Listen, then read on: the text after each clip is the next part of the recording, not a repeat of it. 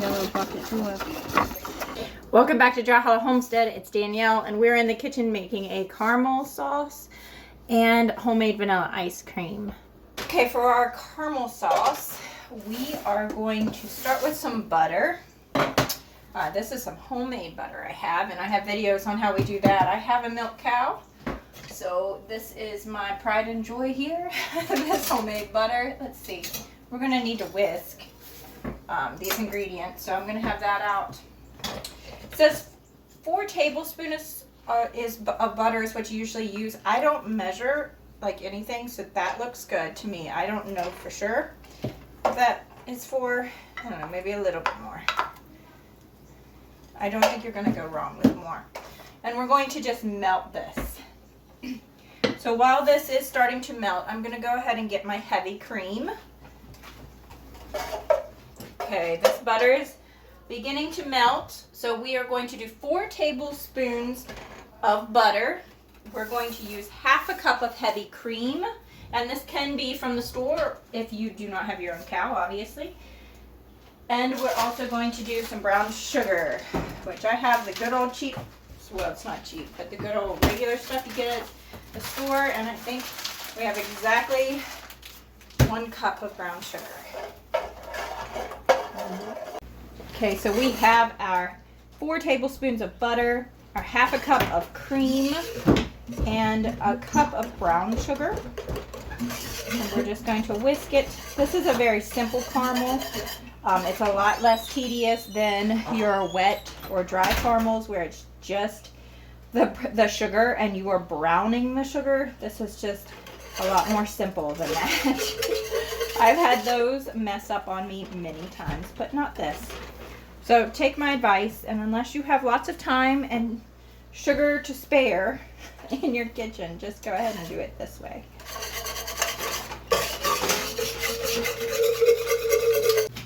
So we are waiting for this to start to bubble. Like I said, I'm taking it easy, and I've got it right at, I might bump it up to just medium heat here. And we will also need vanilla and salt. And that is it. That will be our caramel.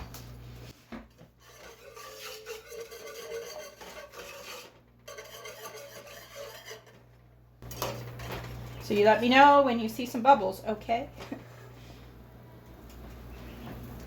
Once it starts to bubble or boil, we are just going to keep it whisked down and carefully watch it and stay on top of it while it's bubbling until about 5 to 8 minutes after it has started to bubble. So definitely put a timer on once you have seen that it started to boil, and at least 5 minutes, between 5 and 8 minutes. The longer you do it, the thicker it's going to be. So that's kind of up to you, and the more brown it will be, depending on what you like, but I will show you the way I have it, and if you would like it thicker or darker, that's how you would do that. Just let it go a little longer. So I'm going to take this chance while we are waiting for this to boil to go ahead and tell you that June is dairy month, and stick around to my channel if you like dairy, because I have a milk cow, and I make 100% of all of our dairy here at the farm. I've got lots of, or homestead. I've got lots of videos on making butter, making cheeses, making cottage cheese, making clabber, making soda cheese. We're actually starting to boil here. So stick around if you enjoy that. But I'm doing this video in collaboration with a lot of other content creators that are also doing homemade dairy or different parts of dairy. Some are goat dairy people, but the Inquisitive Farm Wife and Mennonite Farmhouse, I will link that just in the description below. They are the ones hosting this, and every day in the month of June there is a different video from a different creator on a dairy subject. So I will put this playlist down below in the description box of this video.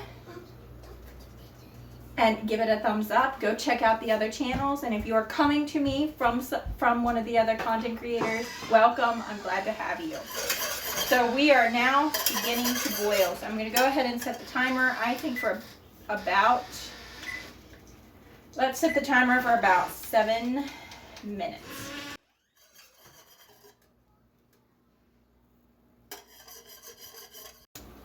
All right, off the heat.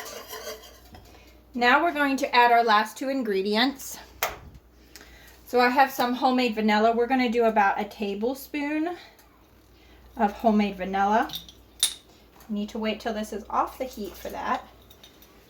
Go ahead and stir that in. It smells wonderful. Now you can choose, it's up to you, how much salt you put in this. A pinch or 2 is good. Now if you would like to make a salted caramel, you could even do more. So I'm probably, for this amount, I'm going to do about 3-4 big pinches because I love salted caramel. So this will be a little close. It's everything. Seriously, so simple to make homemade vanilla or homemade caramel. What is it? 5 ingredients. Let's see. We have our sugar, butter, heavy cream, salt, and vanilla. And it is always a showstopper whenever you say, oh, that's homemade caramel. Especially if you are someone like in the dairy world like we are, and you've made your homemade butter and your heavy cream from your cow. So we're going to let this cool for a few minutes, and then we'll put it in a jar, and then I'm going to stick it in the fridge until we're ready to put it on our vanilla ice cream. I think this has cooled down enough. I'm going to go ahead and put it in a mason jar. Just a pint mason jar is going to be plenty. It is still warm, so it's still going to be pourable. But my pot is heavy. I did not think that out very well, did I? All right. Here we go. I gotta get myself prepared here. So I hope you can see the texture. It's already thickening up. This looks beautiful. I'm going to let it cool even more, and then I'm going to store it in the fridge. Now, I have had caramel sauce in my fridge for like months, and it doesn't really go bad. I think it's because there is so much sugar. Yeah, sugar is a preserver just like salt is. So I think that is one of the reasons why it stays good for so long. So I'm going to go sneak in a corner and lick this pot completely before I wash it. But we will come back later to make our vanilla ice cream after this is cooled and set up in the fridge. And I will show you the texture of it when that happens too. Okay, we are going to start our ice cream. I like to do this in my blender. You don't have to, or you can use a hand mixer. But we're going to start with 4 egg yolks. And these are raw eggs from my chickens, but you can use any raw egg yolks. Yay. Trying not to dirty up dishes, obviously. Isn't that always the goal? Like, dirty up as least amount of dishes as possible. You can use store-bought eggs, but if you do have to do that, I would maybe warm this up before you, just to kill off any bacteria that might be in your eggs before putting it in your ice cream maker. So, and then I have some cane sugar. You can also use like monk fruit, stevia. I have gone back and forth. Right now I'm just using a 1/2 cup of cane sugar, and we're going to actually blend this until it's a little bit lighter and airier. Okay, when your egg yolks have lightened up in color, that's just your sweetener, your egg yolks. The only thing left, and this is the type of ice cream maker I use, the Cuisinart 2-quart frozen yogurt, sherbet, and ice cream maker. I will link it in the description box. The only way I've made ice cream is with this because it is so simple. You freeze the insert, so you never use any kind of ice or ice cream salt or ice salt. I don't know, whatever. You don't have to. You just have the top, the paddle, and then the frozen insert that goes in here. But I am going to add about 2 cups of heavy cream to this mixture. And in case you're new here, I don't measure ever. I did that. Let's do about a tablespoon of vanilla. This is homemade vanilla. We made here on my channel. Some salt, just a pinch of salt. Anytime you're doing anything sweet, you need to put salt in it. And then I gotta grab my milk. I forgot to push record. So I filled this, I just topped this up to about 8 cups, 6 to 8 cups. I'm not really sure. I usually do 6 cups, but sometimes I push the limit and do 8 cups full of liquid. I'm not sure. I can't really read it on there. But this is the insert that I had in my freezer that goes in. And I'm going to go ahead and blend this together. So this, all of the ingredients to make homemade ice cream has been a sweetener, sugar, the egg yolks, cream, salt, vanilla, milk. That's it. Now, if I was making this chocolate, I would go ahead and add some cocoa powder, cacao powder, whatever, right now, but I'm just making this vanilla because we have the caramel sauce and we made some brownies and some cookies. We're just doing it right. So I'm going to blend this together for just a few seconds.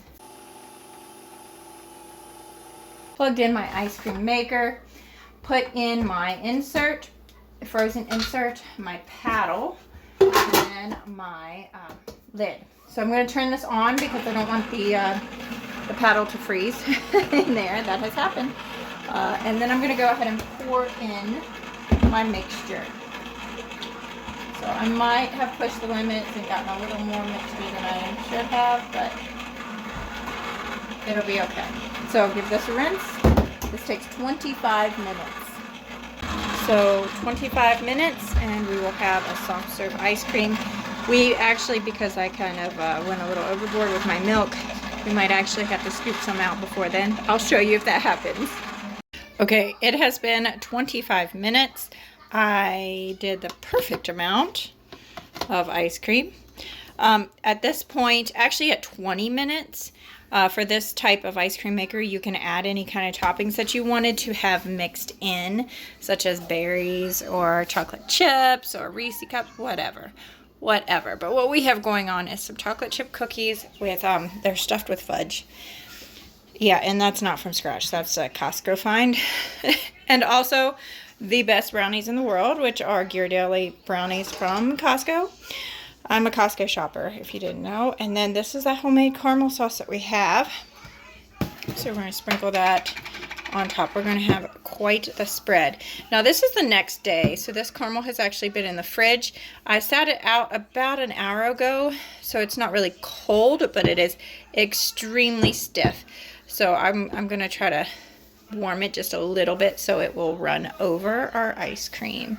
Our homemade vanilla ice cream. It's going to be delicious.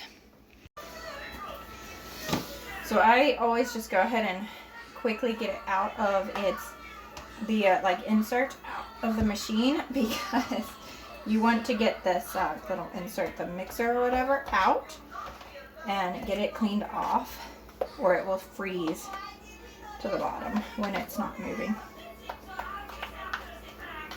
So if you prefer a little bit of a harder ice cream than this, you can, from this point, scrape this down, stick it in a freezer safe container, stick it in the freezer, and then bring it out later. But I enjoy this texture just fine.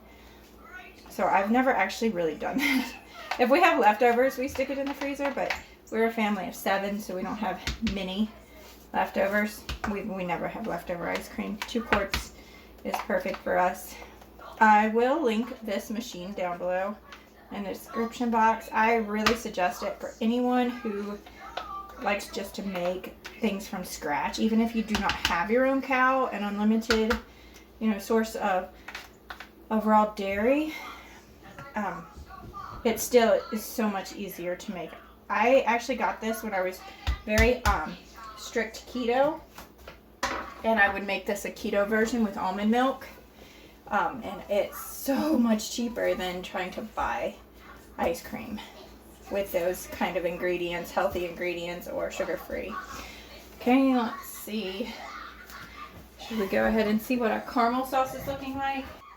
Sorry, my children are listening to Veggie Tales. Oh yeah, very, very stiff. So maybe a little melting would do good.